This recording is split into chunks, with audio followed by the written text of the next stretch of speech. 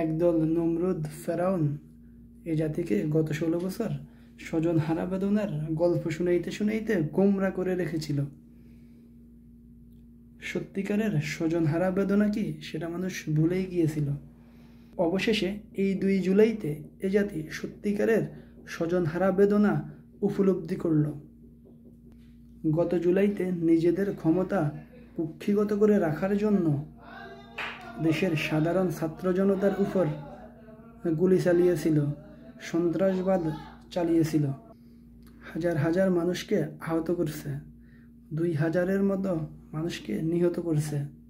আর আজকের এই স্বজনহারা বেদনা তাদেরই কর্মফলের বহিঃপ্রকাশ।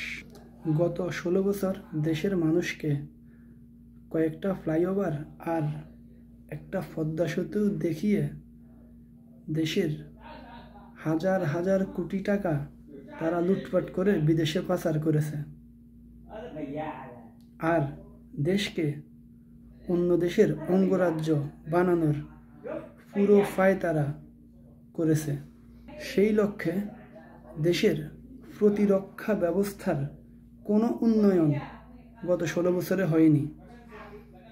আজকে যেই দুর্ঘটনা ঘটেছে, এই যুদ্ধবিমান চীন আরও 7 বছর আগেই বন্ধ করে দিয়েছে এবং বাংলাদেশকে আরও আগেই তারা প্রস্তাব দিয়েছিল এই যুদ্ধবিমানগুলোর রিপ্লেসমেন্টের জন্য। কিন্তু এই লুটেরার দল এই দেশের প্রতিরক্ষার কোনো উন্নয়ন তো করেইনি, উল্টো সেই পুরনো মান্দাত্তার আমলের এই বিমানগুলো দিয়েই কর্মযজ্ঞ চালিয়ে গিয়েছে। আর সেই পথ ধরেই আজকের এই ভয়াবহ হত্যাযজ্ঞ চলেছে। এটাকে আমি কখনোই দুর্ঘটনা হিসাবে মেনে নিব না। এটা একটা হত্যাকাণ্ড। জেনে শুনে দেশের সৈনিকদের আর এই বাচ্চাদের হত্যা করা হয়েছে।